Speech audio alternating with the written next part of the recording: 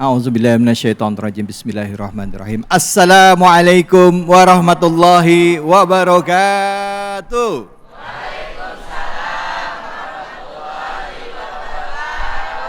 Alhamdulillahirabbil alamin. Assalatu wassalamu ala asrofil anbiya'i mursalin sayyidina Muhammadin wa ala alihi washabihi ajma'in, amma ba'du.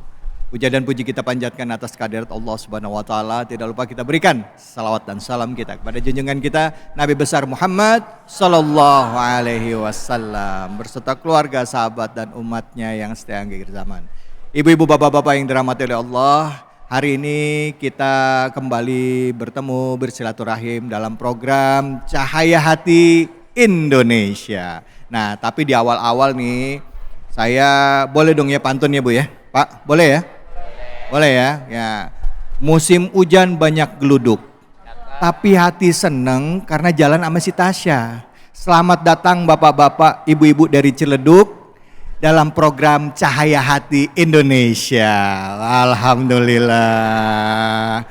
Nah, pemirsa, hari ini kita semua berbahagia karena kita masih diberikan nikmat sehat, nikmat Islam oleh Allah Subhanahu wa taala. Masih diberikan kesempatan untuk berkumpul.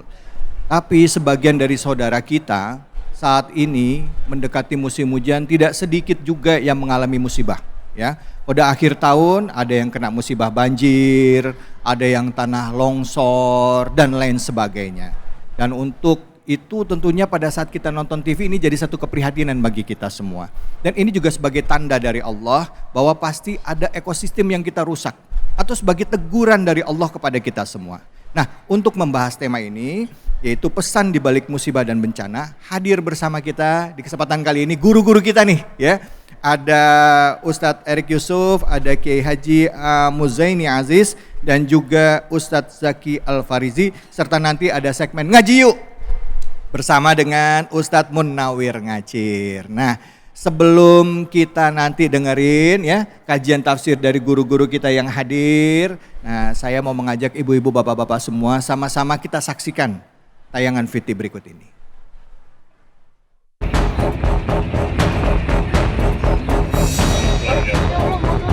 Seorang mahasiswi di Bogor, Jawa Barat hilang terseret arus hujan deras. Dari rekaman video amatir yang terekam, terlihat korban sedang berjalan mendorong motornya di tengah derasnya hujan. Tiba-tiba korban jatuh ke sebuah lubang dan menghilang dari pandangan. Dari hasil pencarian, petugas berhasil menemukan plat nomor dan bagian belakang motor yang diduga milik korban. Jenazah mahasiswi IPB yang hanyut di saluran air di Bogor, Jawa Barat berhasil ditemukan setelah petugas menyisir aliran Kali Ciliwung. Jarak korban diduga hanyut hingga ke lokasi penemuan berjarak 29 km. Saat ditemukan, korban sempat sulit diidentifikasi. Namun keluarga korban memastikan identitas korban dari pakaian dan aksesoris yang menempel. Setelah ditemukan, korban dibawa ke RSCM Jakarta Pusat untuk diotopsi. Inna lillahi wa inna ilaihi raji'un. Ya, kita tentunya berduka terhadap saudara-saudara kita yang menjadi korban ya dalam bencana tersebut. Tapi untuk itu kita simak dulu dari guru-guru kita yang sudah hadir. Assalamualaikum Ustaz. Waalaikumsalam. Assalamualaikum Kiai semuanya. Kita menyaksikan VT tadi, ini satu keprihatinan bagi kita. Apa tanggapan dari Ustadz Erik Yusuf dan juga Kiai semuanya? Mungkin bisa bergiliran satu persatu, silahkan Fadol. Baik, jika kita lihat tadi ya, tentu kita sangat prihatin dan kita tentu berdoa memohon ya kepada Allah agar supaya korban musibah itu tentu ditempatkan di sisi Allah, dan insya Allah ya, amin, itu menjadi yang terbaik buat dirinya, dan juga kita memohon keluarganya diberikan kesabaran, keikhlasan. Namun tetap kita harus hati-hati ketika melihat ada musim misalnya seringkali hujan, seringkali banjir, kita harus berhati-hati. Ingat, la dororo wala diroro. Jangan kemudian kita membahayakan orang lain dan jangan membahayakan diri sendiri. Karenanya kita harus berhati-hati dalam setiap kesempatan dan tentu harus terus bertawakal kepada Allah ya. Jadi ingat, untuk semuanya ketika kita keluar ingat bismillahi tawakkaltu 'alallah la haula wala quwwata illa billah. Insyaallah dengan itu semuanya kita memohon segala sesuatunya kepada Allah. Baik, terima kasih banyak Ustaz Erik Yusuf. Silakan Kiai Muzaini. Pertama, kita husnuzon bahwa almarhumah Ananda Nabila ya wafat, jatuh ke parit, tenggelam, kemudian wafat. Sebagaimana sabda Rasulullah, al-ghariqu syahid, orang yang mati karena tenggelam itu insya Allah matinya mati syahid. Itu. Yang kedua, kita husnuzon bahwa almarhumah itu kan statusnya sebagai mahasiswi. Kata Rasulullah, man kharaja fi talabil ilmi kana fi sabilillahi hatta yarji'a. Barang siapa yang keluar dari rumahnya, dari kosannya gitu kan, dari kontrakannya untuk mencari ilmu, maka dia sesungguhnya sedang berada fi sabilillah, sedang berada di jalan Allah sampai dia kembali. Ini menegaskan kembali husnuzon kita bahwa almarhumah itu matinya mati syahid. Amin ya rabbal alamin. Tapi penting juga sebagaimana kata guru kita tadi Ustadz Erik, apa itu? Prinsip Islam memiliki prinsip yang sangat tegas tentang keselamatan jiwa manusia. Waman ahyaha faka'annama ahyan nasa jami'a, kata Allah. Bahwa kalau seseorang menyelamatkan satu jiwa manusia saja, seakan-akan dia menyelamatkan seluruh jiwa manusia. Betapa berharganya jiwa manusia itu di hadapan Allah Subhanahu wa ta'ala. Maka penting bagi kita untuk menghindari bahaya, penting bagi kita untuk tidak membahayakan orang lain, dan pemerintah daerah, pemerintah pusat juga seharusnya peduli masalah ini, sehingga kemudian sikap-sikap antisipatif yang bisa menghindarkan masyarakat dari bahaya harus segera diambil. Demikian, terima kasih. Terima kasih banyak Kiai Muzaini. Silakan Ustaz Zaki. Betul. Perlu diketahui juga, setiap musibah pasti akan menimpa kita semua, apapun bentuk musibahnya. Dan ketika musibah itu datang ke dalam kehidupan kita, maka Allah sudah terangkan di dalam Quran, idza asabathum musibah qalu inna lillahi wa inna ilaihi raji'un.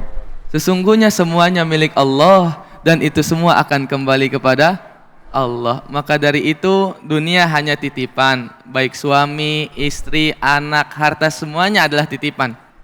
Ketika itu diambil oleh yang maha memiliki, diambil oleh Allah, kita hanya bisa ikhlas dan bersabar kepada Allah. Mungkin itu. Terima kasih. Baik, alhamdulillah Ustaz Zaki, Kiai Haji Muzaini dan juga Ustaz Erik Yusuf. Ini jadi satu keprihatinan bagi kita semua, tapi seperti dikatakan musibah bisa sampai kepada siapa saja.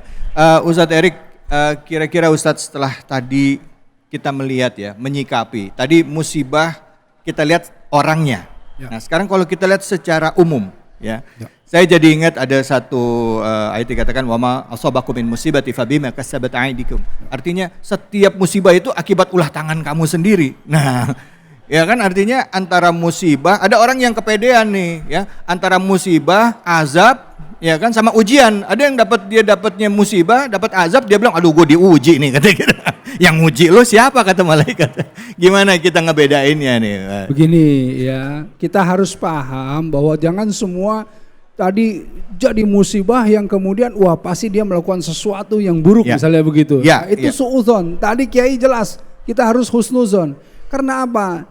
Ada beberapa istilah. Pertama dibedakan bala. Bala itu apa sih? Bala bencana itu. Itulah sesungguhnya ketika seseorang melakukan sesuatu yang mengundang bala itu.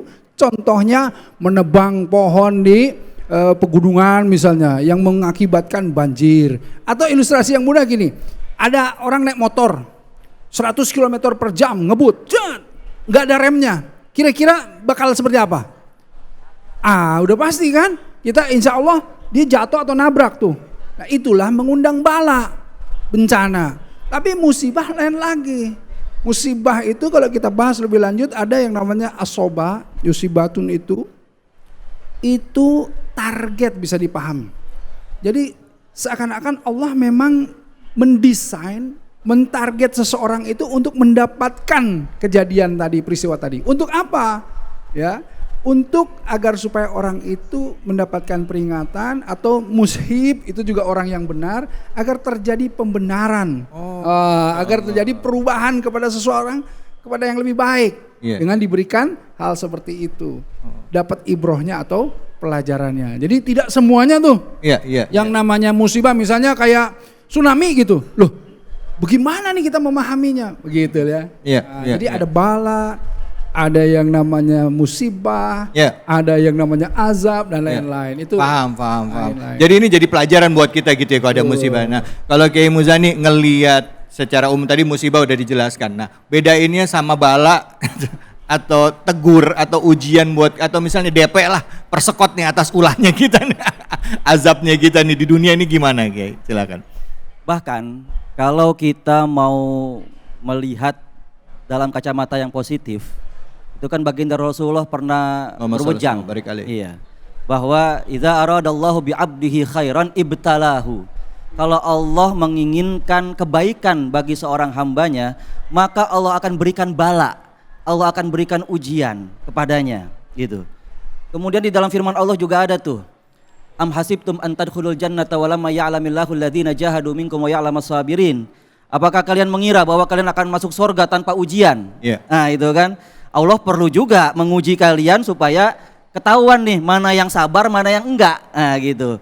Maka kita berhusnuzon kepada Allah ketika kita mendapat musibah. Ini adalah ujian dari Allah agar kita punya kesempatan untuk membuktikan kesabaran kita di hadapan Allah, agar kemudian derajat kemuliaan kita diangkat oleh Allah Subhanahu wa taala. Amin ya rabbal alamin. Amin ya rabbal alamin. Ya Allah, Masya Allah. Nah, Ustaz Zaki gimana menurut Ustaz Zaki? Diumpamakan sebagaimana seorang siswa yang sekolah, lalu ketika ingin naik ke tahapan berikutnya pasti melalui ujian. Betul. Maka untuk membedakan antara ujian atau azab, lihat saja kita ini sudah melalui tarbiyah atau belum.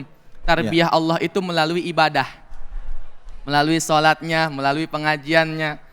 Insya Allah kalau seandainya kita sudah ditarbiyah oleh Allah melalui tarbiyahnya, sholatnya, melalui ibadahnya, pengajiannya, puasanya, insya Allah ketika ada suatu musibah yang menimpa kita, insya Allah itu adalah bentuk ujian dari Allah untuk menaikkan kita kepada tahapan yang lebih tinggi lagi. Amin. Tapi di saat ada seorang siswa yang dia tidak sekolah dan dia tidak mendapatkan ujian, tapi dia mendapatkan musibah, maka itu hakikatnya bukan ujian tapi azab. Kenapa? Karena sekolah pun tidak.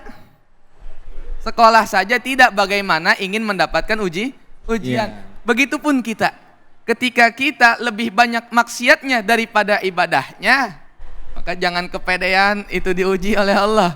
Bisa jadi itu teguran, azab dari Allah Subhanahu wa taala untuk kita yang tujuannya adalah la'allahum yarji'un, kata Allah, agar mereka kembali kepada jalannya Allah. Mungkin seperti itu. Masya Allah, alhamdulillah. Jadi kalau kita dapat musibah masuk yang mana nih, Bu? Ujian. Pede banget ya, ujian dong, enak aja.